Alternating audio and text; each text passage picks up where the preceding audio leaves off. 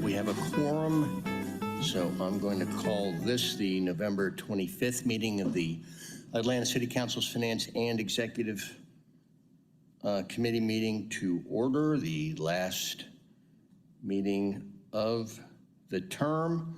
I'm Howard Shook, Chair of the committee. Vice Chair Juan is to my right, Dustin Hillis is to my left, and Jason Winston is to the far right, so we constitute a quorum. And we have a proposed walk-in today, and so I will move adoption of the agenda with the addition of the walk-in. Second by Winston. Let's open the vote. Vote is open.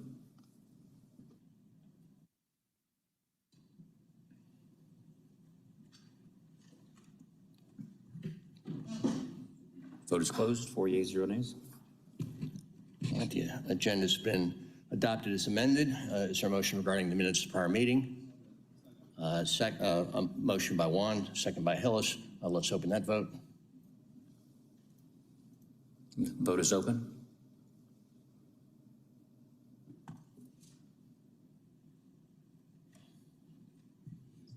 Mr. Shook, are you an aye? Well, I haven't had a chance to read the minutes yet, so I'm going to abstain.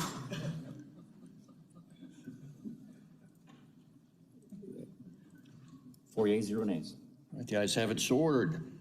We have 3 presentations today, but only one gets the honor of being live, and that is the Department of Finance will walk us through the review of the first quarter of the budget.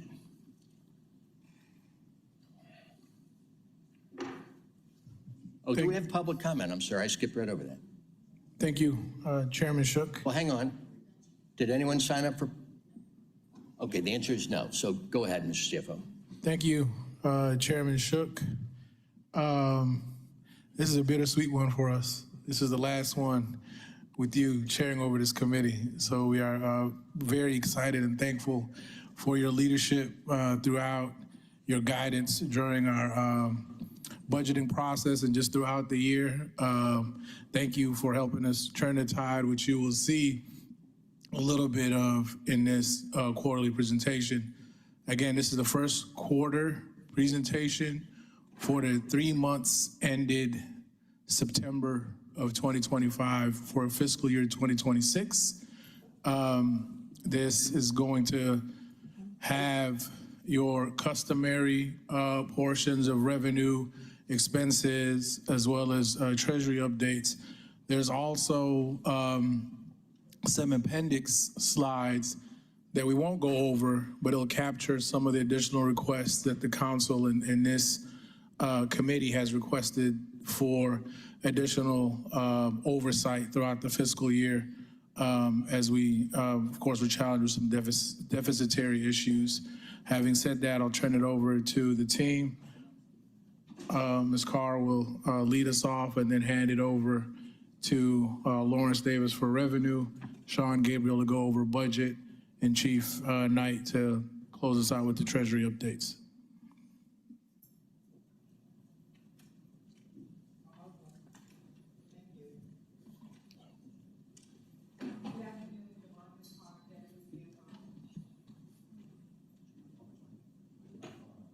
Oh, apologies.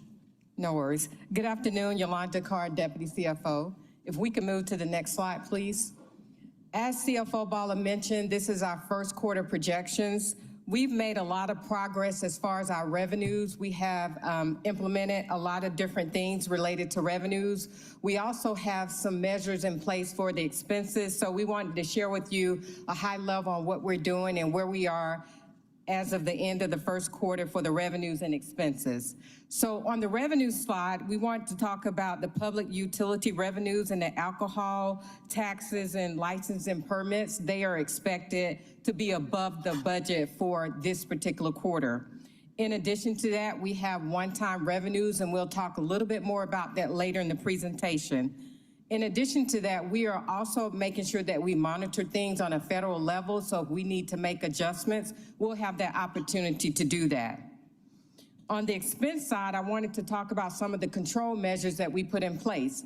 Of course, every month we implement a monthly report that we present to you all as far as where we stand with the monthly revenues and expenses. In addition to that, we have placed a 50% hold on all departments across the board in the general fund. In addition to that, we have the vacancy review board. So we look at all the positions. We make sure the positions are positions that are needed and making sure they're in alignment with the budget for this particular year. In addition to that, we have operational efficiencies. We've asked departments to not just look at the general fund when you make expenses, but looking at other funds as well, the trust fund, the capital finance fund, just to name a few. We will talk about some of the expenses in the other slides relating to public safety, but that is the main driver for some of our expenses. But again, we will go in more detail in the presentation. We're also looking at group insurance across the board. So group insurance is something that we're looking at because health insurance is rising across the board as far as in other municipalities and across the country. So we wanted to highlight that as well. So when you look at this slide, revenues, we're projected $987 million. Expenses, we're projecting $992 million. So there's a difference of about $5 million. But again, this is early, as CFO Bala mentioned. And so we will come back again at the end of the second quarter to share additional information. Now that we've reviewed the overall financial outlook for revenues and expenses, I'll pause here for a moment and turn it over to our revenue chief to go more in detail about the revenues. All right, Lawrence? thank you. And while he approaches, we've been joined by Marcy Collier Overstreet, Liliana Bakhtiari, and Byron Amos. Good afternoon, Council. Lawrence Davis, Jr., Revenue Chief for the Office of Revenue. Thank you. On the slide presented before you today, it does outline the FY26 general fund budget of $975.4 million. As of October, our actual revenue total was roughly around $311 million, representing 31.87% of the operating budget. Based on our current trends, we project year-end revenue at $987.5 million. This does exceed the budget the adopted budget for about $12.2 million. Upon reviewing the first quarter, we have identified several revenue categories that are projected to exceed the budget as Ms. Carr stated earlier. The public utility, alcoholic beverage, and other taxes are anticipated to exceed the budget by $7 million. This is driven by the insurance premium tax increase / collection. Our indirect costs recovery will surpass the budget by $4.9 million. This is due to the FY24 true-up allegations. Other revenues are forecast to exceed the budget by $2.4 million. This is that one-time revenue that Ms. Carr talked about, which was associated with the water settlement of $3 million. And then in license and permits, we are anticipating an increase of $1.2 million right now, and this is linked to the business application fees adjustments that will go in effect on January 1 of next year.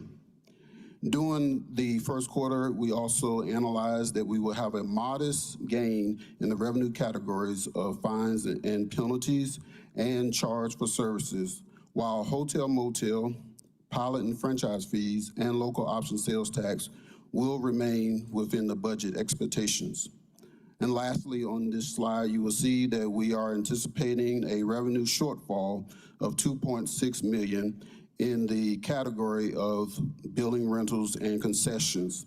This is due to the sale of 72 Marietta building after the FY26 budget development sessions, as well as we are going to see a $1.1 million shortfall in property tax category, and this is mainly due to the adjustments associated with appeals. In summary, Chair, we see that FY26 year-end does produce a surplus of $12.2 million, and this does reflect our effective revenue planning and also the strength of the local economy here within Atlanta. As always, the Office of Revenue will continue to monitor the economic indicators, our local trends, as well as the federal policies that are changing on a daily basis to make sure that we stay within our projected area and look at sustainable growth. I will now turn this presentation over to the Budget Chief, Sean Gabriel, to talk about the expenses.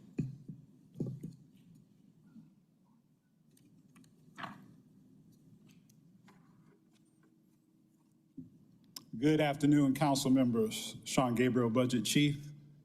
Council member Shook, yes, it is bittersweet. Last FEC with you. Next couple of slides, we're just going to talk about expenses, and I do want to just pause for a moment. You know, when we developed the FY26 budget, you know, it was constructed in an effort to right-size departments' budgets, but as well as to continue some of the budgetary control measures that we put in place last fiscal year. So as of the first quarter, we do anticipate a year-end expense projection of $992 million, which represents about a $17 million overrun from our $975 million funded budget. So what are we seeing as of Q1? From a major account category perspective, we are seeing a similar trajectory of personnel expenses as the primary cost driver, but at a lesser amount when you compare this to Q1 of FY25. Expenses are about 5% less when you look year to date, year over year. The $11 million personnel variance is primarily driven by sworn salaries, although we do anticipate savings in defined contributions and group health. I think it is noteworthy to mention that overtime is about 55% less in Q1 of this year compared to last year. That's $5.1 million through September versus an $8.7 million through September of last fiscal year. So definitely kudos to those departments, especially APD, for their cost containment measures, especially at this particular point in the fiscal year.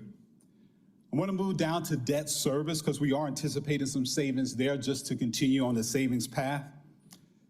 We anticipated some savings because we are looking to reclass some debt payments related to the Homeless and Housing Opportunity Bond over to the Affordable Housing Trust Fund, as well as leveraging some interest on bond activity that we have earned. In the other financing uses category, our year-to-date operating transfers are somewhat higher, definitely higher than what we expected in the first quarter, and that was due to the recording of FY25 transfers in the current fiscal year. Now, the transfers that are coming from the general fund are being managed in accordance with balances in the capital funds, and it's something that we are definitely paying attention to, as DCFO Carr alluded to earlier, about leveraging other funds.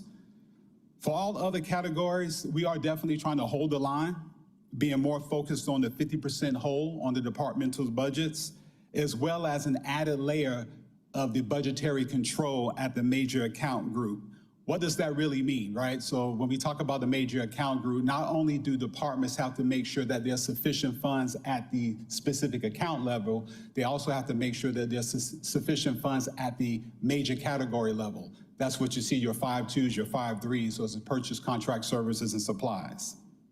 Now, there are some exceptions when we talk about holding the line, and we have noted those in our purchase contract services category, particularly for contractual obligations related to body-worn cameras, system infrastructure licensing, and communication support. On the next slide, just provides a departmental overview of expenditure projections. Here we are highlighting those top departments that are contributing to the anticipated year-end overrun. Police and fire personnel account for about 90% of the projected variance that you do see, and that's followed by non-departmental and executive offices. In summary, when you look at this slide, just want to point out that personnel is the primary factor driving the variance in the departments you see listed. The non-departmental highlights the debt and other finances uses activity that was explained on the prior slide. The final slide that I just wanted to share with this body today is the enterprise fund. So this slide summarizes the projected performance of aviation, water, wastewater, as well as our solid waste services enterprise fund. A couple of notes just to make, or as it pertains to aviation, their financial performance is strong as of the first quarter, exceeding expectations in both revenues and expenses, though the department remains cautious on revenue given the current federal climate and the recent governmental shutdown. For water and wastewater, they're outpacing expectations for both revenue and expenses as well, with stable fund-wide reserves. When we take a look at the solid waste services fund, it's projected to slightly exceed revenue targets, while expenses are projected to be over budget, primarily due to in-fund charges for equipment repairs and maintenance. Now, these projections will continue to be refined, especially as more data becomes readily available throughout the fiscal year. At this point in time, I'll now turn over the presentation to Chief Knight to discuss debt and investments.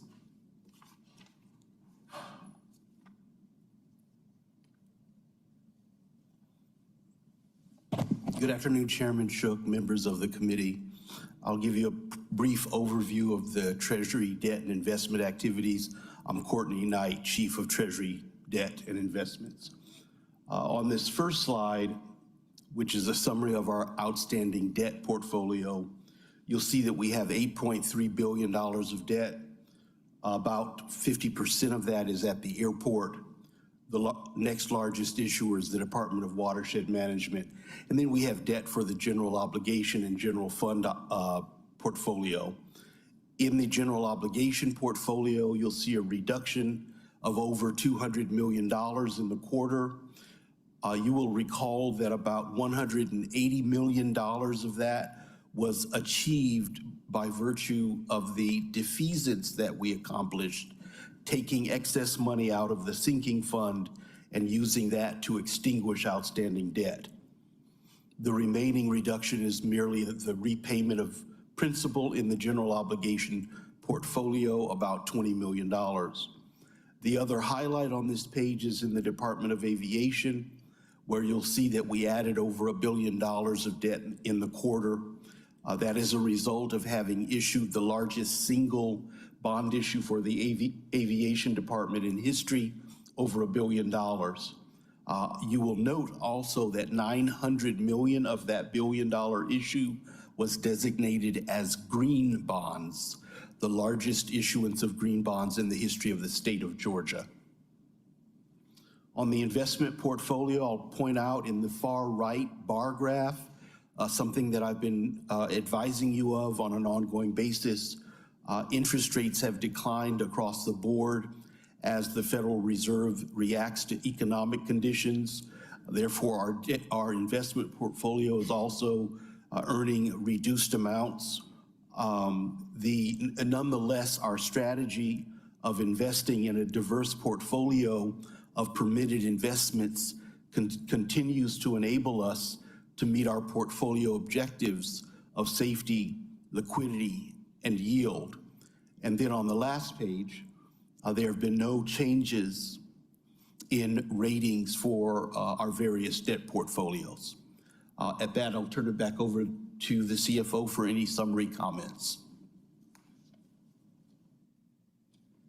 Thank you, Courtney, and that concludes the prepared remarks for the council. So you guys have any questions, we're happy to take them now. Did you want to spend a moment or two on the salary and Sure. yeah. headcount We can- data? Yep. We will go to the appendix slides. So as you can see here on the appendix slides, there was a request from City Council to look at variations within the personnel line items.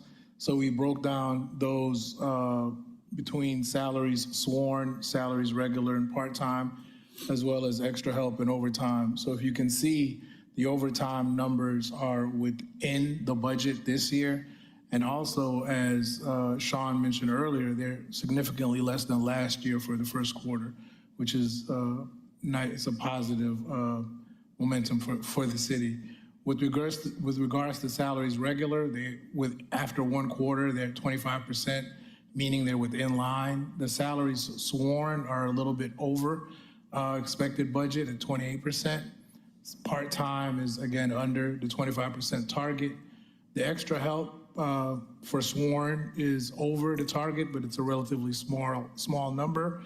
And that extra help regular is driven by summer employment and seasonal activities that generally hit the first quarter of the year disproportionately. So we would see that level off in subsequent quarters. We have a slide here that highlights the status of the filled, funded, and unfunded positions. As you can see, the VRB has continued to assure that our filled positions are starting to level off with slight reductions from July into the most recent month of October. And then finally, here's the most recent VRB October report, which indicates that most of the general fund positions that were approved are for critical public safety needs in the Atlanta Police Department as well as Atlanta Fire Rescue. And that's the last of those slides. Thank you, Mr. Ellis. Thank you, Mr. Chair. Thank you, Mr. CFO and your team. I guess the first question is, what is the explanation? Because I'm not seeing, given the numbers, didn't look like to be overtime, but the explanation of the large difference in the sworn personnel, firstly with APD and then also AFRD. Yes, so that is really driven by two things. Both police and fire have done an excellent job and actually exceeded our attrition targets. So they're keeping the forces intact and are growing in numbers more than we expected. And they're also been very successful in adding new recruits into the system. Both police and fire have done a lot in terms of compensation and additional investments into personnel, which has resulted, which we really were aiming to do, which is to stop attrition and grow the force organically. That has continued to happen. And while it's an overrun on budget, we do look at as an investment in the public safety. Right. Understood, and I would just, if I could, request a breakdown in each of those departments of the overrun by the divisions. Yep. I can certainly do that. And then a question that came up yesterday that I told the fire chief I would be asking FEC is they have submitted their wishes for the next round They have the of bed version. apparatus purchases. And so I was just wondering where, if you've identified loans or grants, and I believe someone has their microphone on back there, if they could cut it off. Grants or loans have been identified to fulfill those wishes and when those purchases may be made this fiscal year. Yes, we'll continue to work with them on some capital funding availability for that additional wish list. I know we are still in waiting for some equipment to come that's already been ordered. So we'll continue to work with the department as we have customarily to make sure that there's enough funding for the most critical items, at least. Yeah, and that just comes up and is a pressing issue because I believe the last purchase, at least on their papers, were shown to be January. So we're sitting at what'll be almost a year. And as I'm sure you're aware, the national issue, the backlog, whenever you submit that money and press the order button, those aren't showing up for 3 years. So we just want to make sure that we're having yearly orders come in. Yeah, absolutely. We'll continue to work with the department on their needs and their funding and make sure that it's staggered appropriately to also balance future budget constraints. And then lastly, if you could just provide me a quick update on where we are with a big topic of conversation during this fiscal year's budget process was getting our fee studies updated, as many departments have not seen those, at least adopted fee studies in 15 plus years. So where are we, especially when it comes to DWM, DPW, DPR, ATO DOT with, I believe I did see some ATO DOT legislation, but if you could update me on the others and the timeline for those. Yes, we anticipate to have most of those coming in the beginning of the calendar year. A lot of the fee studies were being conducted by independent third-party consultants to help us validate those cost recovery fees. As you're well aware, the fees have to be set to recoup the full cost of operations, and they are working diligently throughout all departments to have many of those in place, and we will start to see a slew of them in the beginning of the calendar year. Will that, I know the one that we did successfully implement that I did legislation on, I guess coming up 5 years ago, was the impact fees, which we're working on reconstituting that committee and hope for a number of changes, not necessarily in the fees, but kind of the structure and how those work. But one that we continue to see losses in is the DPW fees as far as waste collection goes. So will that be included in this slew of fee studies? The DPW process is a little bit different because they actually have to go conduct a rate study, which is different than a fee recapture study.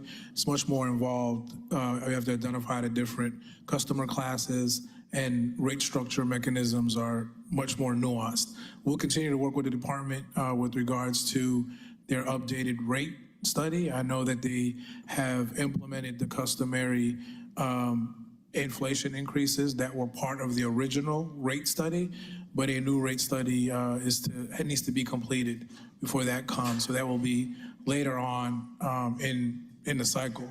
The first ones that will come out are the fee studies, and those will primarily be for things like the Department of Planning review assessments, as well as parking assessments and other categories. Right. And that does include DWM? Yes. All right. Thank you, and that's all I have, Mr. CFO. Much appreciated. Thank you, Mr. Chair. All right, thank you. I'll just have a couple comments. As always, I want to thank the department and your top leaders for taking the extra time to make yourselves available to walk us through all the data.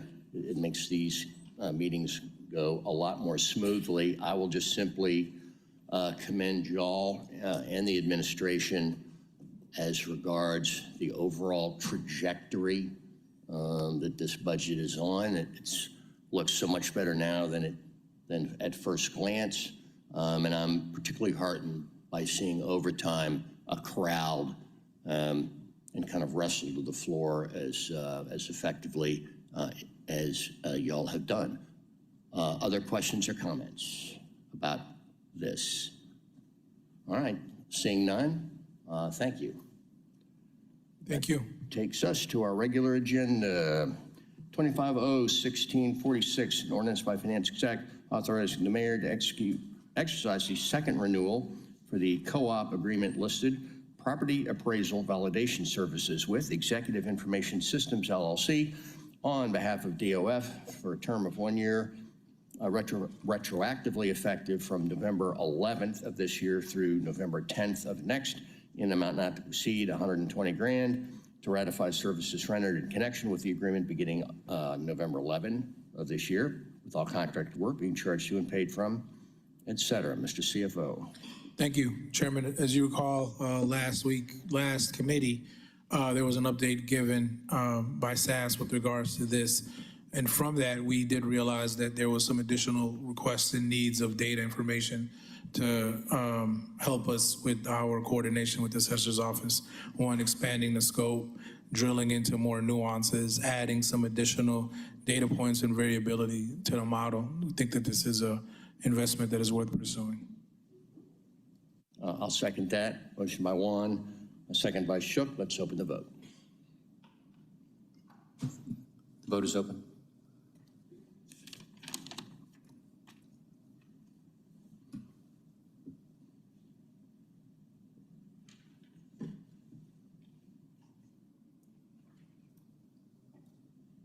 The vote is closed. The ayes have it, so ordered. 25-0-1647, ordinance by Finance Exec authorizing the mayor to execute the first renewal for the RFP indicated, which is Indirect Cost Allocation Plan with Maximus U.S. Services, Inc., to develop indirect cost allocation plans retroactively effective August 15th of this year through August 14th of next, in an amount not to exceed $90,000, to ratify services rendered in connection with the agreement beginning August 15 of this year, all contracted work to be charged to and paid from, et cetera. Motion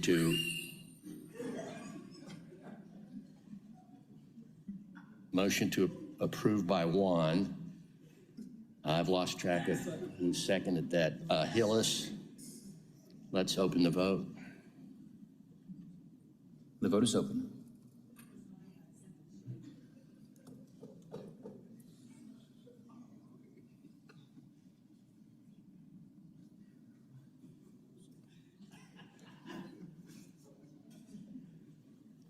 I know there's a panic button under here, but I forget where it is. The vote is closed. 6 yeas, 0 nays. All right, the ayes have it. 25-0-1654 is an ordinance by Mr. Bond authorizing a donation in a total amount not to exceed $1,000 from the Post 1 at-large carry-forward account to the Southern Christian Leadership Conference Women's Organizational Movement for Equality Now, Inc., to support the commemoration of the anniversary of Rosa Parks' arrest pursuant to the section of the charter indicated here. And for other purposes, I'll move approval. Second by Shook. Let's open the vote.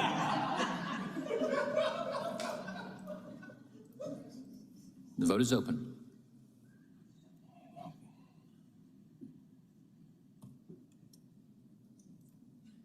The vote is closed. 25-0-1665 requires a substitute. I'll make a motion to bring it before us. Second by Juan. Let's open that vote.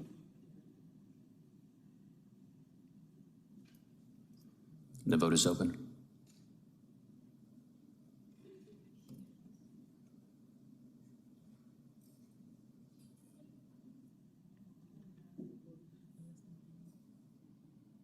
Would all members please vote?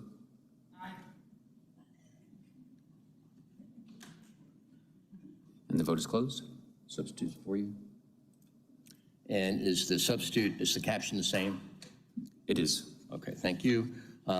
This is an ordinance by Ms. Overstreet, Mr. Bond, Ms. Wyckoff, to amend the section of the code as indicated, to require the Department of Procurement to utilize an automated electronic system to accept bid or proposal submissions during procurements conducted under competitive sourcing methods and for other purposes. And Mr. Evans, the substitute, the nature of the substitute is what?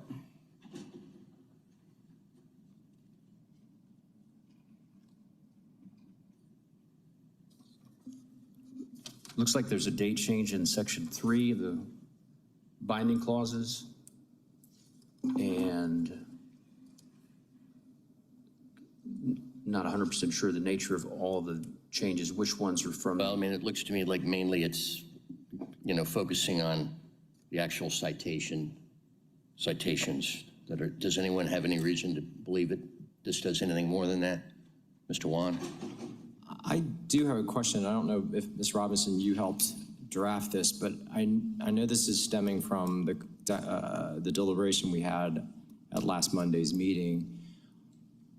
And I guess I was thinking that this legislation would be pushing the administration to a digital platform that would then prevent applicants from advancing without meeting certain requirements. And I don't feel like this language accomplishes that. And in fact, I feel like we already do have a digital platform of some sort that just isn't working the way we want it to. So I don't know if, Ms. Robinson, you helped draft this, or if we need to go back to one of the principal authors to see if the teeth that we were looking to put in this should be added before Monday, or if we're even able to. So I don't know if, again, if anyone can help me with that. Good afternoon, Amber A. Robinson, City of Atlanta, Department of Law. So whereas there very well may be some digital system that is in use currently is not required by code, this will require the use both by the Department of Procurement as well as any offerers that this system must be utilized. It must be electronic and automated and centralized. And whilst it does not include the detail of what must occur within the workings of the system, that being understood as the desire of the council, and I don't want to speak for the CPO, though I believe she stepped in the room, the desire of the Department of Procurement that functionality would be built into the system. It does not, the legislation doesn't contemplate that, due to an issue regarding stepping into operational functions in the legislative process. So, but here it may, unlike currently, where the use of any such system, whether or not it be in the manner you've described or otherwise, is completely optional or at the discretion of the Department of Procurement. This will make that mandatory, but like other legislative actions, such as the state, when it set forth that the courts were to utilize an electronic system to accept court filings or license application submissions, it simply provides the requirement that it be used.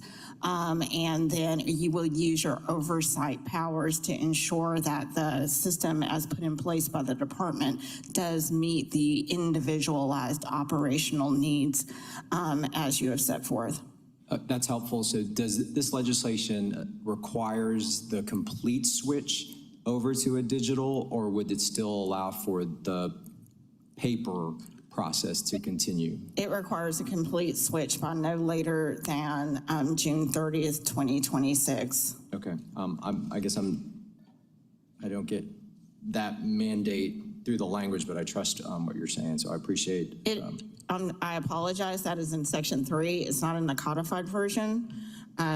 Section 3 says that the development and implementation of the centralized automated electronic system required by this ordinance shall commence on or before June 30th, 2026. Yeah, I guess when I say they can develop, implement, and administer a centralized, it still doesn't preclude a paper process. But that's something I can take offline with you, so I appreciate that. Well, yes, it does state in subsection A of 2-0 of the amendment, proposed amendment Required- to. I see that, Yes. shall be required to use. Okay, thank you. Ms. Overstreet.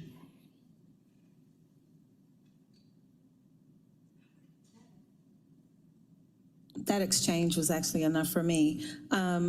My intent was to make sure that it's automated. And I do believe that's accomplished here. I also would like to have the ear of the procurement officer, Houston, to make sure that when bids are inputted, that we're using our systems that we do have already on board to its full capacity, so that missing one page or two, those kinds of things should not be happening during our bid process. And so that's the whole purpose of the automation, but I just want to make sure that we are taking the full breadth of what this legislation is intending to accomplish, and using that to instill confidence in our bidding process. And I just want to make sure that this legislation is taken in that vein. And is that a motion to go into That's a- committee of the whole? Absolutely. we're in- Motion to go into Every committee of time the I whole. stand up here, She- I think She did some nice head shakes, but I wouldn't mind hearing. We're in committee, I know, it's just, I'm where my feet are, that's the problem. Go ahead, Commissioner. Good afternoon, Chandra Houston, Chief Procurement Officer. And yes, Councilmember Overstreet, this does entail the department's use comprehensively of the electronic system. In fact, we've already talked to our partners on the system, as you and I discussed, and we believe that we can get this done. We are currently using the system for the templates. They have been embedded into the system since October 1. And so that paper process has been greatly curtailed in any event. And so we are in favor of this additional automation. Believe it'll make everybody's lives easier, including ours. Correct. So thank you for that. And since we didn't have to go into committee of the whole, I guess we don't have to exit. But motion to approve.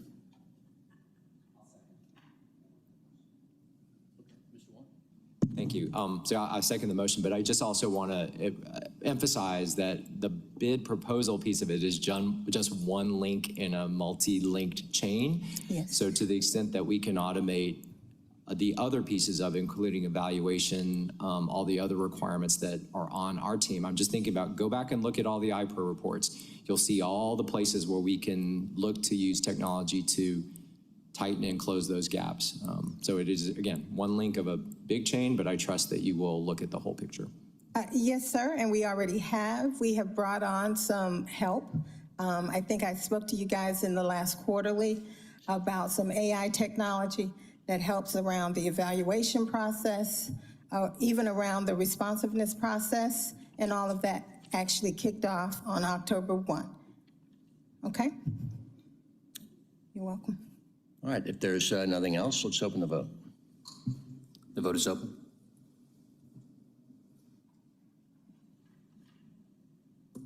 And that vote is closed. All right, items approved on substitute. 25-016-67 is an ordinance by Ms. Overstreet and Ms. Collins waiving the competitive source selection requirements contained in the cited section of the code of the Procurement and Real Estate Code of the city, and authorizes the mayor or his designee on behalf of the city to enter into a cost agreement for event production services with Live Nation Entertainment, Inc. for the 25-26 Peach Drop Festival for the benefit of the public in Atlanta in an amount not to exceed $700,000, authorizing that all Peach Drop contracted works will be charged to and paid from the accounts listed herein, to authorize the CFO to execute any insurance agreements which may be necessary for the city's sponsorship of the Peach Drop Festival and for other purposes. To colleagues, there is an alternative resolution, which was the reason why we amended the agenda to take in that as a walk-in And so I'm going to move that we file this. Second by Juan. Let's open that vote if there's no questions. The vote is open. And the vote is closed. 7 yeas, 0 nays. All right, items filed.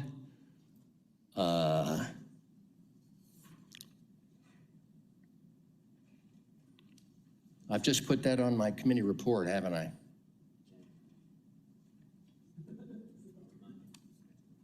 Well, that's like right now.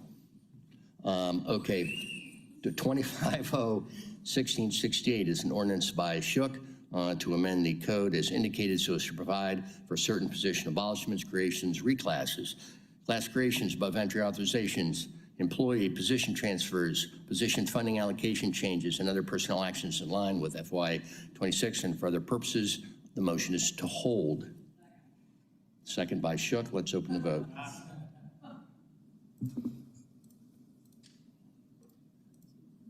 The vote is open.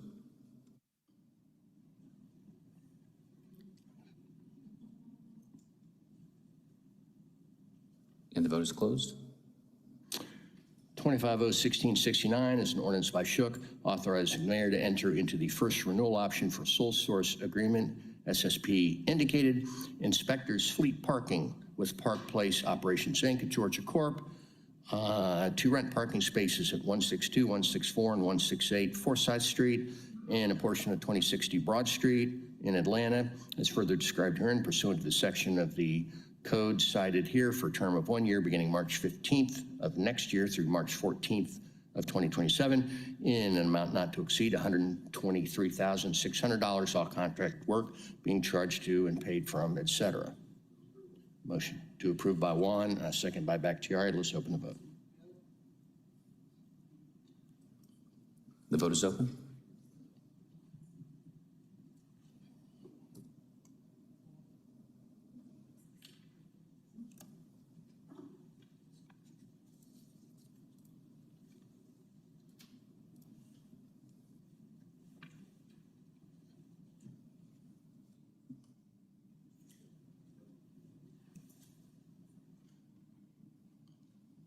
The vote is closed. 7 yeas, 0 nays.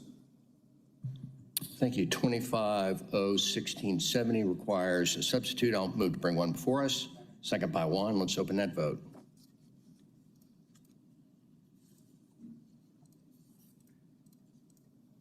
The vote is open.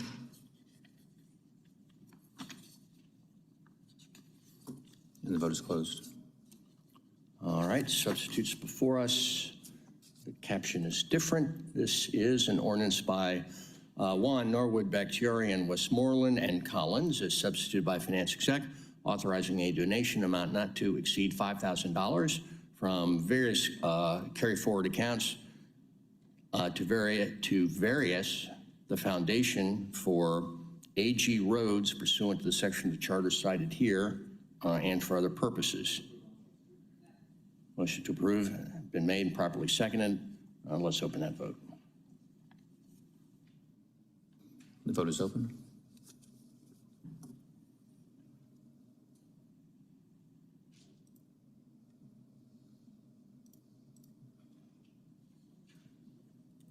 And the vote is closed. Items approved on substitute. Resolution is 25R4221, resolution by Mr. Bond authorizing the mayor as designee to exercise the second renewal for the RFP indicated diversity tracking software services with Ask Reply Inc. on behalf of the mayor's Office of Contract Compliance for a term of 1 year, effective from December 25 of 2025 through December 24 of next year in an amount not to exceed $89,950. All contracted work will be charged to and paid from, et cetera. Motion to approve by Juan, second by Bakhtiari. If there's nothing else, let's open the vote. The vote is open.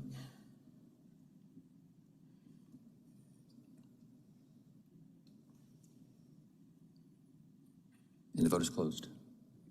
All right, the ayes have it. 25R4227, resolution by Ms. Overstreet, authorizing the mayor on behalf of the mayor's Office of Cultural Affairs to execute 4 temporary right of entry agreements with CSX Corp. For bridge painting activities at 4 specific locations operated by CSX, and to authorize the CFO to remit payment to CSX in an amount not to exceed $20,900 per each temporary right of entry agreement on behalf of the Mayor's Office of Cultural Affairs. All costs to be paid from the accounts listed. Motion to approve by Juan, which I'll second. If there's nothing else, let's open the vote. The vote is open.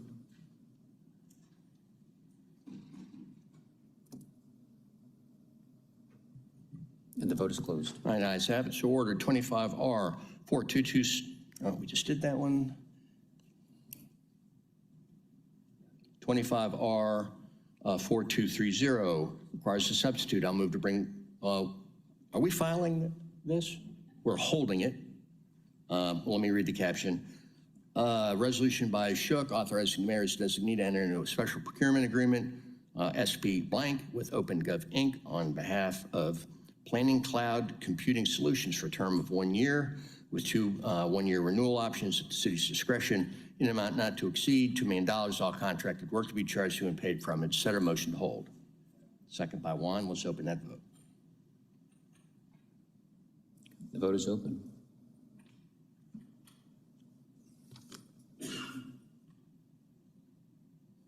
The vote is closed. The ayes have it. 25R 4234, resolution by Winston and Collins, authorizing the mayor to enter into the agreement listed, RDA Pollard mural with Sarah Emerson pursuant to the section of the code cited here for a unique public artwork mural at the intersection of Ralph David Abernathy and Pollard in an amount not to exceed $137,370 to be charged to and paid from, et cetera. Motion to approve by Winston, second by Juan. Thank you. Let's open the vote. The vote is open.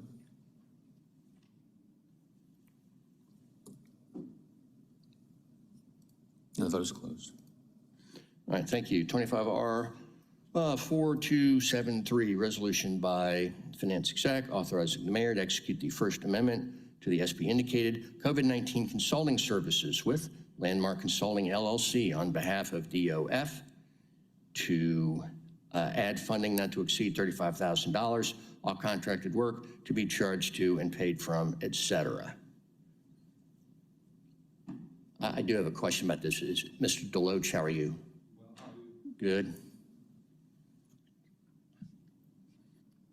Good afternoon, Jerry Deloach, Chief Risk Officer.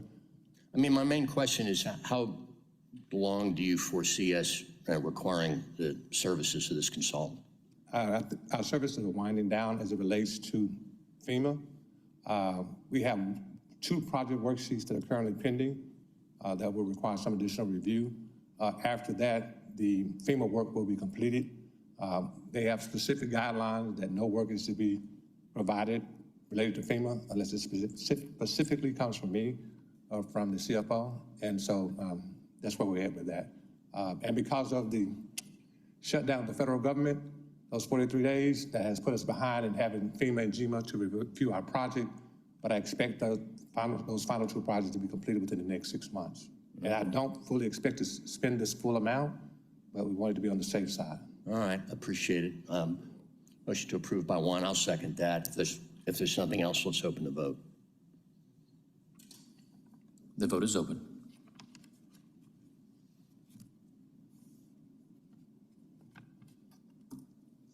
And the vote is closed. The ayes have it. Thank you. 25R 4274, resolution by Finance Exec authorizing the CFO to refund $29,801.56 to Nobu Hospitality for the purpose of refunding the overpayment of 2025 occupation tax. All funds to be charged to and paid from the accounts listed. Motion approved by Juan. I'll second that. If there's nothing else, let's open the vote. The vote is open.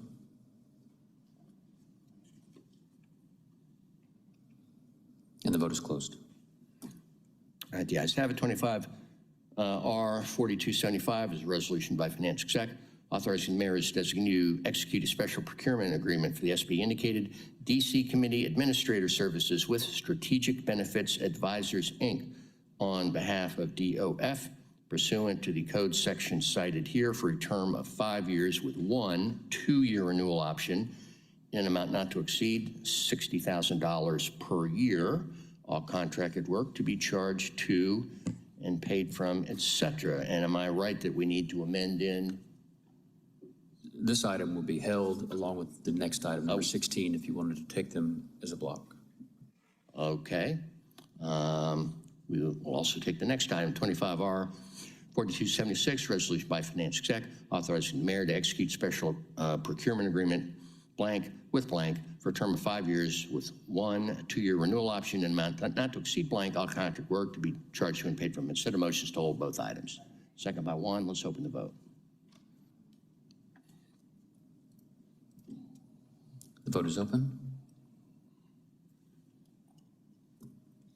And the vote is closed, 7 yeas, 0 nays. All right. Both items are held.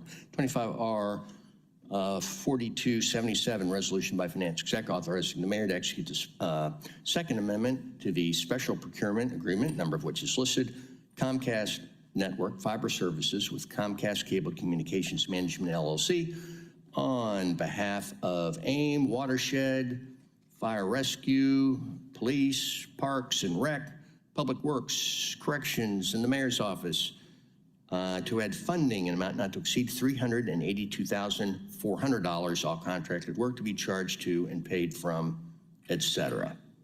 Motion to approve by Juan, a second by Bakhtiari. If there's nothing else, let's open the vote.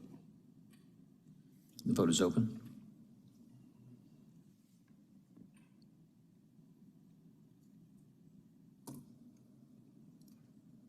The vote is closed, 7 yeas, 0 nays.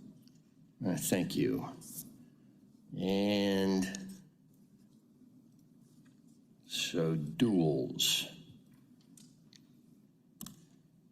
Okay, so we have, this comes to us, but we need a substitute. So I'll make a motion to bring it before us, second by Bakhtiari. Let's open that vote.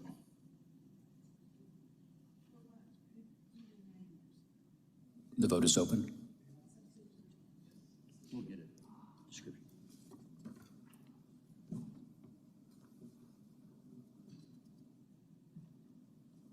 And closed. All right, substitutes before us, and who can enlighten us about the nature of the substitute? Would you sound the caption? Sure. This is an ordinance by Westmoreland, Winston, Juan, Dozier, Hillis, and Bakhtiari, substituted by CDHS, as substituted by Finance and Exec, amending the charter of the city as indicated, adopted under and by virtue of the authority of the Municipal Home Rule Act, as further indicated, which amends the charter as further indicated,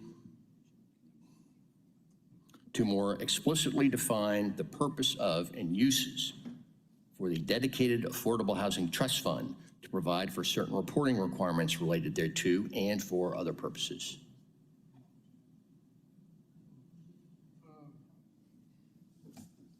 So there's one of them on the substitute. I think there was a mistake. It's supposed to be personnel costs capped at 15%. It has debt service in there as well. That should be stricken out. You're saying that language has survived in the substitutes that's before us but should be deleted? That specific reference to the debt service included in personnel, that line should be stricken out. Should be all administrative and personnel costs at 15%. Okay, and where do we find that?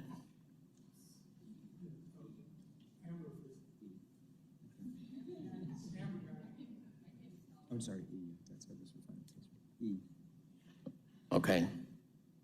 Ms. Robinson. Yes, what the CFO is recommending is that the language to be added to the charter at section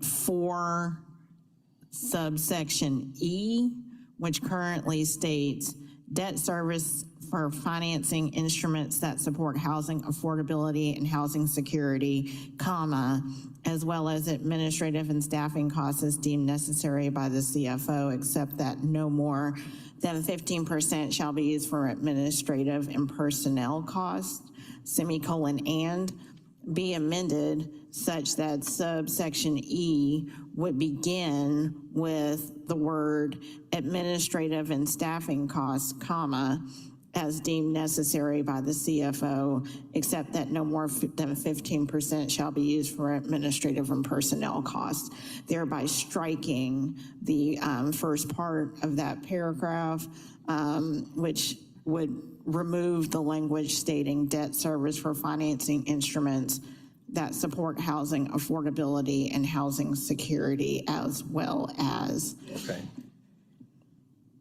All right, I'll go ahead and move that amendment. Second by Mr. Hillis. Are there questions about the amendment? And I know it's a little confusing. I've seen at least 3 iterations of this in the last, I think, 24. So important that we get it right. Well, if there's no other questions, then let's vote on the proposed amendment.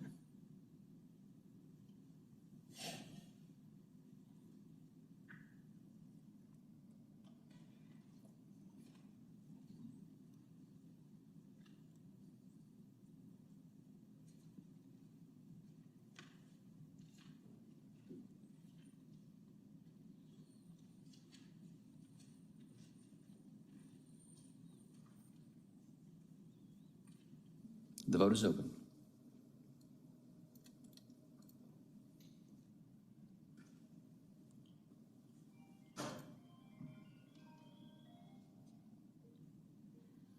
All right, the amendment carries. Questions, comments?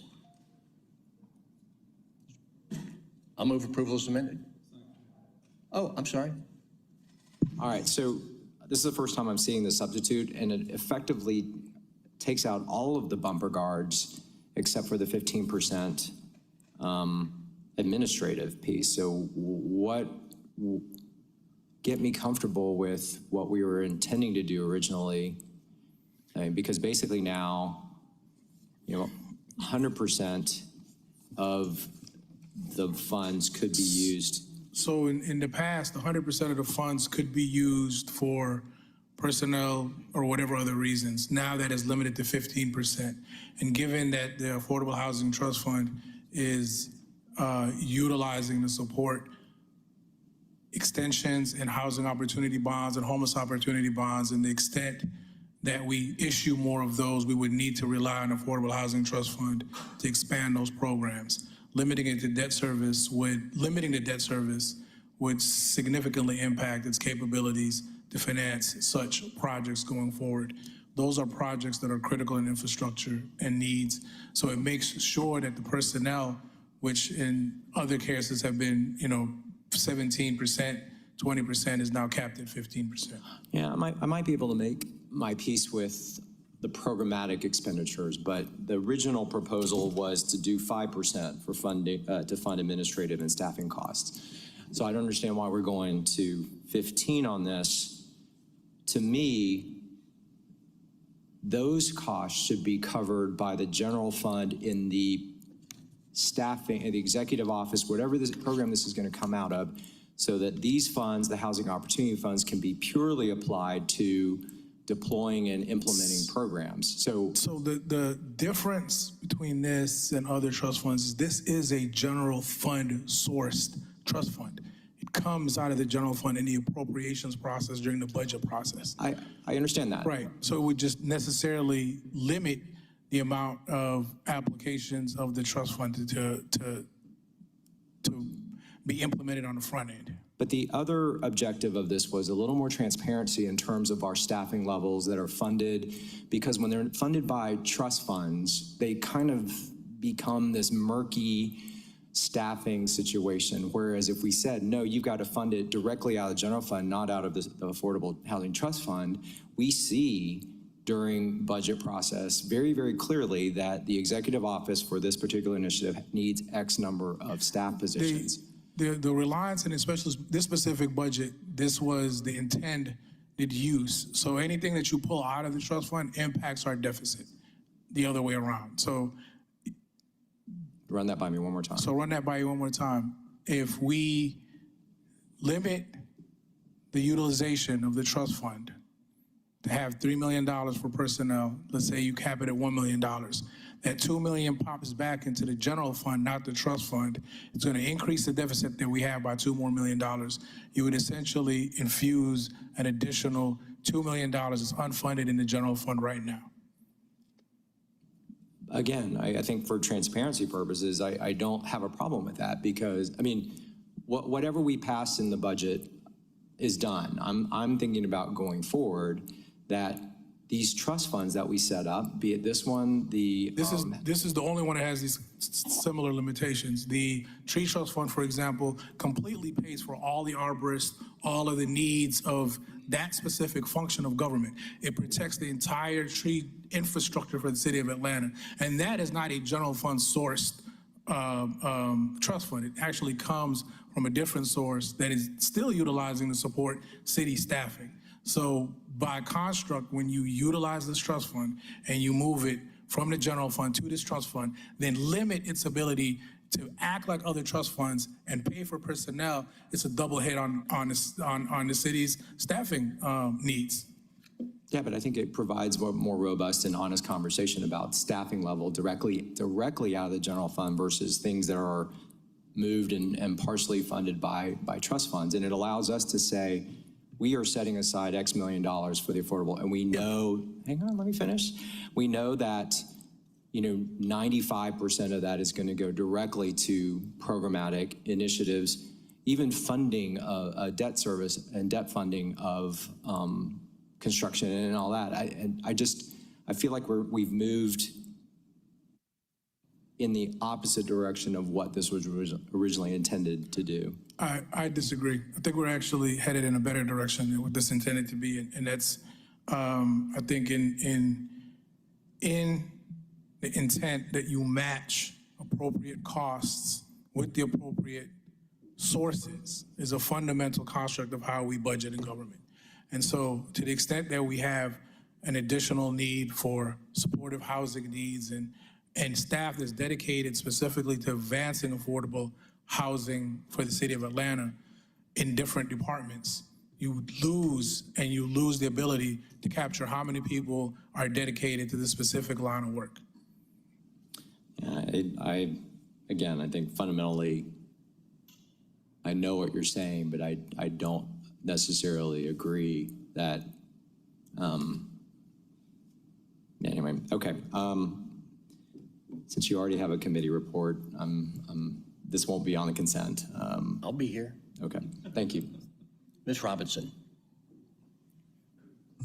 Yes, good afternoon, Amber A. Robinson, Department of Law. I do want to point out that from a legal standpoint, the larger difference between what we have in this substitute that's before you as opposed to the current charter. Currently, there's no definition whatsoever concerning quote unquote for affordable housing, which is how the fund has to be used. And this places some legislative definition concerning what that term must mean, so that any determination regarding the spending of these funds must fit into one of these descriptive categories as set forth in the subsections A through F.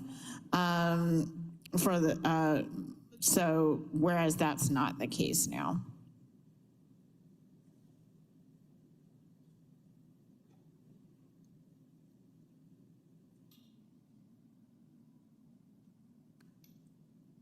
Okay. I'm going to make a motion to approve on substitute. Second by Hillis. If there's nothing else, let's open that vote. The vote is open. The vote is closed. 5 yeas, 0 nays, 2 abstentions. All right, we'll take this up Monday. That takes, well, let's do our walk-in, and we'll wrap up with our 6 held papers. If there's no objection, our walk-in is styled as Elms 392905, resolution by FEC authorizing the mayor to enter into a special procurement agreement for the SP indicated with Pyro Shows East Coast, Inc. for fireworks services during the City of Atlanta's 25-26 citywide New Year's Eve celebration on behalf of the Mayor's Office of Special Events for a term commencing on the date of execution and continuing through Jan 1 of 2026 in an amount not to exceed $250K. All contracted work shall be charged to and paid from the account solicited herein. And for the purposes, as you recall, this is the proposed alternative way for the city to fund a New Year's celebration as opposed to the original peach drop. And who's here to walk us through the proposal?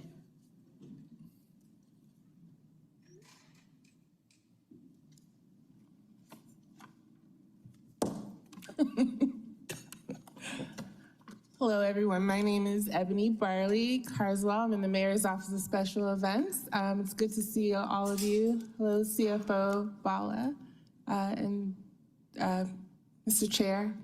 You almost made it through without having to come before this committee. Well, you know, I'm honored to be before That you. goes without saying. So what's the plan here? Well, I'm here to, you know, get you all to vote on our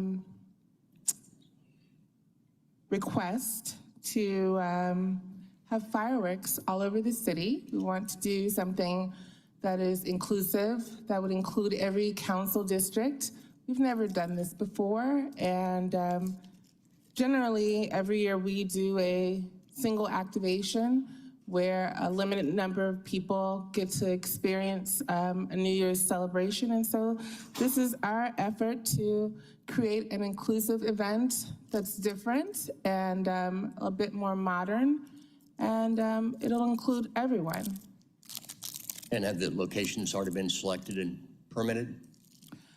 So we are looking at the visibility for the locations, and we're trying to make sure that we spread this as wide as possible so that the majority of the city can see fireworks at midnight. And so to answer your question, they're not final, but I do have a good list, and I'd be happy to share that with you.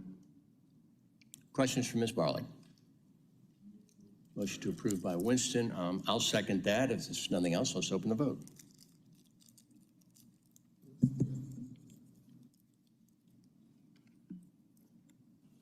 The vote is open.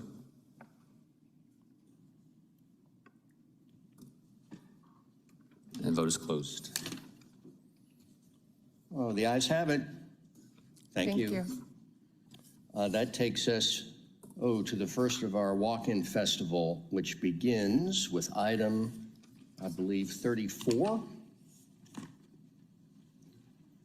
This is 250-1532, an ordinance by Ms. Bakhtiari to provide for the annexation property located at 942 Gresham Avenue in Atlanta 30316 to the corporate limits of the City of Atlanta pursuant to the 100% method, to notify the boundaries of AIS, to notify the Department of DCA of such annexation, and for other purposes.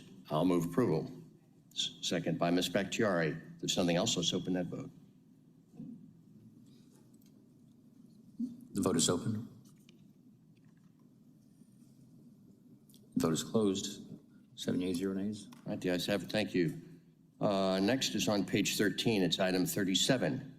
25R4123, substitute resolution by Finance Exec, authorizing the mayor's designee to execute the agreement for the RFP indicated multifunction devices, supplies, and service with Xerox on behalf of AIM pursuant to the section of the code cited here for a term of 3 years with 2 one-year renewal options to be exercised at the State of Atlanta's sole discretion in an amount not to exceed $2,794,071. All contracted work will be charged to and paid from the sources indicated.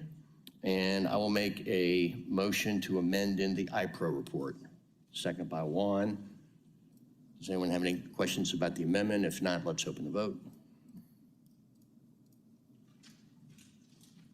The vote is open. And And the vote is closed. Make a motion to approve as amended. Second by Bakhtiari. Let's open that vote. The vote is open.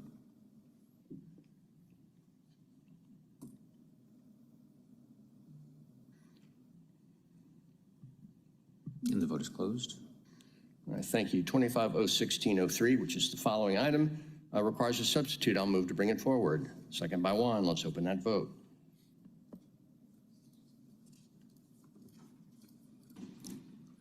The vote is open.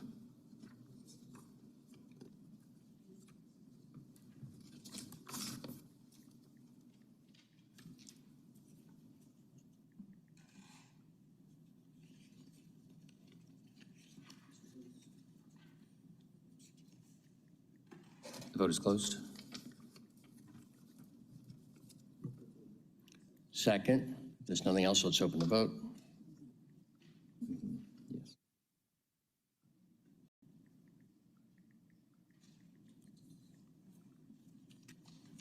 The vote is open.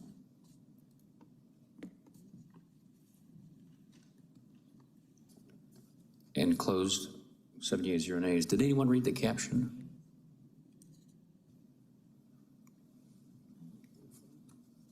Apparently not. May I? Please do. A substitute ordinance by Finance Executive Committee to amend the Atlanta City Code Part 2, Chapter 114, Article 4, Division 14, Section 114-418, Family Leave, to provide for increased flexibility to make other drafting amendments and for other purposes. And essentially, this adds clarifying language. Is that correct? It adds some language, yes, that's clarifying regarding surrogate children. Move approval on substitute. Second by Bakhtiari. Let's open the vote. The vote was already taken. The item is approved. Thank you. Item 39 on page 14 requires a substitute. I'll move to bring one forward. Second by Bakhtiari. Let's open that vote. Mr. Chair, number 39 is going to be, it needs to send go forward forward on condition. Yeah, thank you. Belay that motion. I'll move to send that forward on condition of receiving a substitute December 1. This is an ordinance by Shook authorizing the transfer of blank from various council district carry forward accounts and for other purposes. Second by Juan. Let's open that vote. Motion to send forward on condition of receiving a substitute at our final meeting. The vote is open.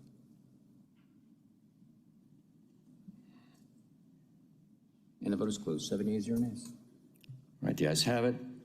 25R4129 is a resolution by Shook urging the 25-26 regular session of the Georgia General Assembly to support the City of Atlanta's 26th legislative package and for other purposes. And I will make a motion to attach Exhibit A. Second by Juan.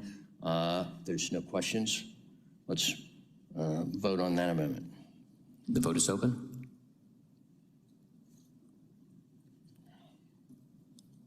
And the vote is closed. All right, the exhibit's been attached. Questions or comments? I will make a motion to approve as amended then. Second by Mr. Juan. Let's open the vote. The vote is open.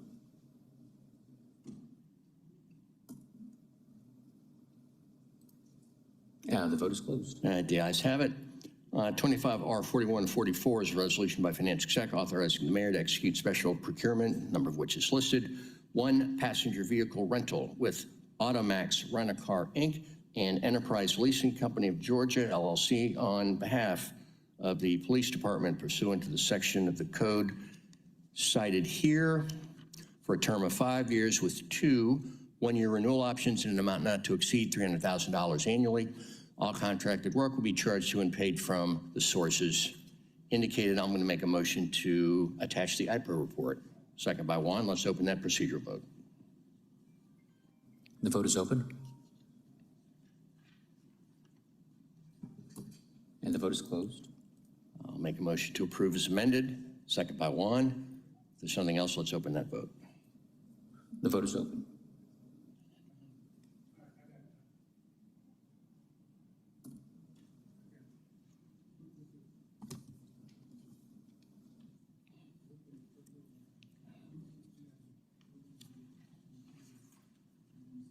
The vote is closed. All right, the ayes have it. Mr. Evans, what else? Number 43, 25R 4145, and there's a substitute. Yes, a substitute. It's one of the. Yeah, I got it up here somewhere.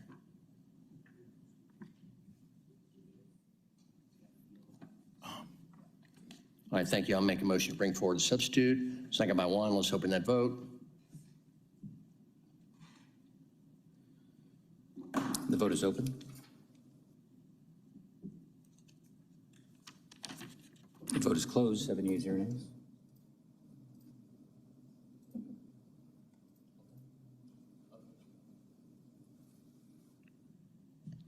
All right, substitutes before us. This is 25R 4145, substitute resolution by Finance Exec. Authorizing the mayor's designee to issue a task order, number of which is indicated, for G Job Order Contracting Services Small with Pariani Real Estate LLC for the Department of Finance renovations on behalf of Deem in an amount not to exceed $6.5 million. All contracted work will be charged to and paid from the accounts listed. I'll second that motion. Any questions or comments? Seeing none, let's open the vote. The vote is open.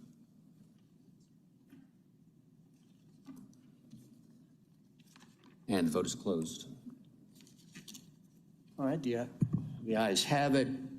And at the request of the CFO, we're now going to backtrack. And what was the number of that item? The Affordable Housing Trust Fund piece. Yes.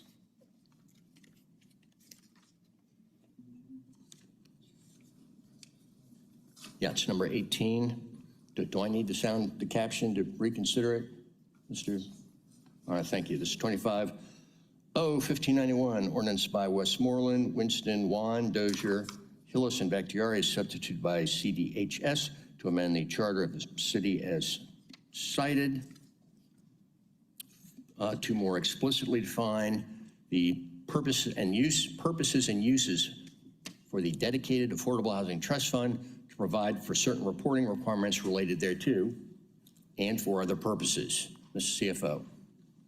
Yes, I spoke to council member, and I do think that it warrants some additional clarification. So Ms. Amber has prepared how to bifurcate the two so that it reads as it's intended by the council member. All right, but before we get to that, let's take a vote on reconsidering. I'll make that motion. Second by Hillis. Let's open that vote. The vote is open.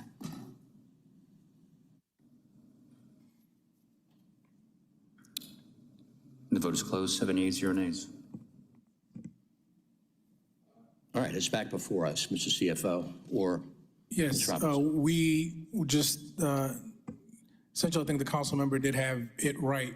It was just confusing in how the language read, so we're just gonna bifurcate his original section E to an E and F to break the two up to be clearer. So, Ms. Robinson, I'm gonna say all the Ambers, Ms. Robinson, could sound it out, please. Yes, Amber Robinson, Department of Law. As CFO stated in the proposed amendment, subsection E would read, and this is of course subsection E of subsection 4 of the, within section 1. Subsection E would read, debt service for financing instruments that support housing affordability and housing security. then a new subsection F would read, administrative and staffing costs as deemed necessary by the chief financial officer, except that no more than 15% shall be used for administrative and personnel costs. And then there would be a brand new subsection G, which includes the language from the previous subsection F, which would then state other uses not contemplated in subsection B4 as deemed necessary by city council to address urgent and/or unanticipated needs on a case-by-case basis.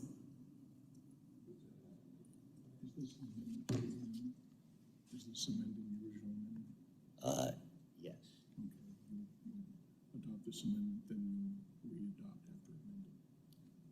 Okay, so, yeah, so we're amending the amendment, and so there's been a motion and a proper second, so let's carry that vote.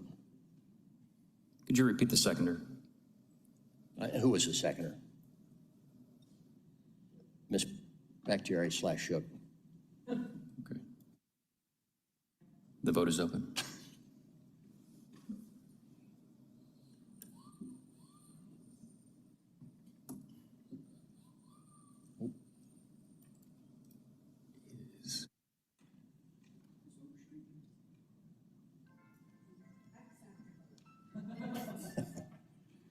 The vote is closed.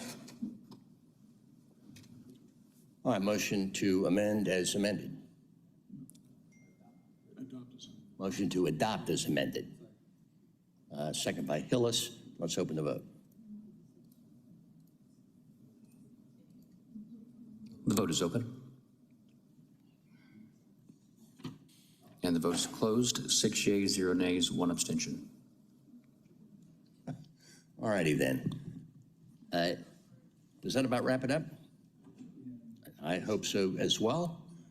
All right, so we're at the end of the term, which gives me the privilege of thanking a whole bunch of people that make this thing seem plausible. We've been joined by former chief of staff to many mayors and other great people, Greg Pridgeon. So it takes a lot of people to do this. I want to thank the tech people for keeping Elms up and running. I want to thank our incomparable attorney, Ms. Amber A. I want to thank, of course, Jared Evans. I want to thank our erstwhile Dennis Conway, our parliamentarian, who's got a full, I don't know that your employment's going to be guaranteed after I leave, but because you're always cleaning up after me, which I appreciate. I want to thank the mayor. I want to thank the mayor's staff, particularly Theo, who has been in the unenviable role of first responder here for many years. I want to thank the Department of Finance, and I will just go ahead and say it. In my 24 years here, this is the deepest starting lineup I've ever seen. It's comparable to the 27 Yankees, and a special recognition goes out to our one and only CFO of the year that I've gotten to work with. I want to thank our loyal viewers on Channel 26. I do so by name, but I'd like to keep it moving. I want to thank Alex Wan, who's really been kind of my co-chair for a long time now. And I know he's going to do a great job next year chairing finance.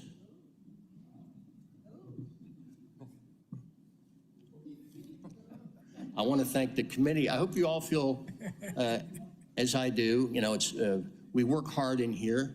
The only thing that kind of bothers me sometimes is I wonder if we make this look maybe too easy. I don't know that people realize just how stressful and how hard the workload is. That's it. Mr. Winston. Thank you, Mr. Chair. I never had an opportunity to see Michael Jordan play in person, but it feels like I got to play alongside him the last 4 years. Shook is the GOAT. I've been so lucky to be in this committee with you and just want to say thank you. Well, thank you for those kind words. Mr. Wan. Yeah, I'm going to jump in and echo that. I think your comment about making it look easy applies more to you, I think, than of us collectively as a team. I think we're going to miss the long tenure of your institutional knowledge, experience, your wisdom, your wit. I think you bring in the right level of humor just when we need it, but you keep the trains moving in a way and just illuminate all the topics in a way that we as council members need to see so that we're making the best decision for the city. I think you will go down in history as the one that has served on this committee longer than any other council member, but it's because of your talent and your skills and ability. And like I said, you're going to be really missed. We're going to do more of this on Monday, but I just had to say that today at your final meeting, committee meeting. Well, thank you. Ms. Overstreet. Goodness. So I really just wanted to thank you, honestly. I knew that I wanted to be on the finance committee for the first, 6 years that I was on council. But you're right, you all made it look super easy. And I kept thinking, why am I not being chosen to be on this finance committee? And now that I've been on the finance committee, I do know that it is, deeply important work. And you all have done an excellent job for the first 6 years that I was on council. Now that I've been on finance, I do know that you really are so good at this, and no one would actually know the work that you put in because of your demeanor, just like you didn't acknowledge at all that you had another Shook in the room, except for when it was for a second or so. It's terribly important for the city to continue this good work. And I do believe you're leaving us in good hands. And you're going to be really missed. I don't know who's going to fill your shoes or how, but I'm excited about it. And I don't think there's going to be too many weeks when we're not giving you a call, because I know you're going to be bored to death by not being here at City Hall with us, but I didn't want to miss the opportunity to tell you thank you. Thank you for sure. Well, that's very kind. Thank you. Mr. Ellis. I did want to, you did mention him, he is going to be bored, but I do intend introducing legislation in January to waive the code so you can come in and manage Camp Best Friends. All right, thank you. I'll take that under advisement. If there's no objection, let's give the mic to Mr. Pridgeon, who seeks recognition. Good afternoon, members of the Finance Executive Committee. As you know, my name is Greg Pridgeon, and I am taking a point of special privilege as a former member of this august body. If you look over here next to District 1, you'll see a blank slate. That was my name, was on that particular slate. So when I left, nobody could fill that slate.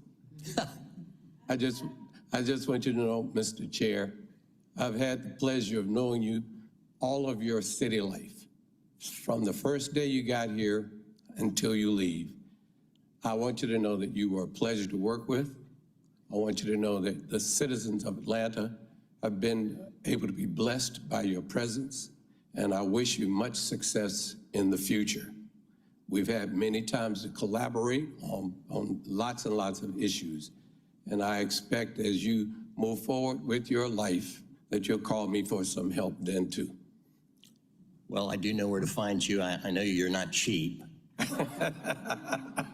But thank you, that means a lot to me. I've enjoyed working with you, and I'm very thankful for the guidance you gave this young fool newly elected to this body. So you're welcome, sir. Thank you. I am so not recognizing you. You absolutely are recognizing me.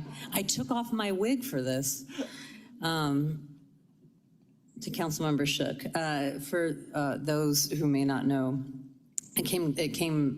was news to me like a year or two into my term that people refer to us as the odd couple. Because typically, I think in the outside world, we never would have actually crossed paths. Councilmember Shook has become, he will deny this, but one of my closest friends and a mentor and somebody that I love very dearly. And Monday, when we're giving remarks, you'll probably see a lot of us cry. I have been dreading the end of this term for quite some time because Councilmember Shook made coming onto this body and our much easier. And I swear to God, if you don't put that gavel down. He made our time here a lot easier during a time and term. I think that was incredibly difficult, and I say that as a freshman, but this council is especially close, and that is in very large part to Howard. And whoever does fill your shoes, it's gonna be a big pair of shoes and a big heart to fill. And I don't even want to think about doing this without you next year, but to echo Councilmember Hillis, we will be waiving that 1 year. And so you don't have to come back to public comment. We're going to hold you hostage. And I hope, my personal hope is that you get to come back as an advisor to council still, because I can't imagine us doing this in such a tumultuous time without you. But you are very loved, and I look forward to celebrating you on Monday, even though I know that will be your nightmare. Well, thank you so much. That's, thank you. He's so emotional. The last person you want to see at public comment is me. Mr. Bala. I did want to say one more thing. Again, the entire finance department has just been an absolute pleasure to work with you and coordinate with you as chair. Not only as chair, but you have been a mentor to many of us. And the city of Atlanta's financial success story highly correlates to your tenure here. Everybody knows we have a AAA credit rating. There's been one consistent force that has been here throughout every single one of those rate increases to AAA, and that is a testament to your leadership. Thank you, Councilmember. All right, well, thank you so much. And with that, everyone have a thankful and safe Thanksgiving, everyone. We're adjourned.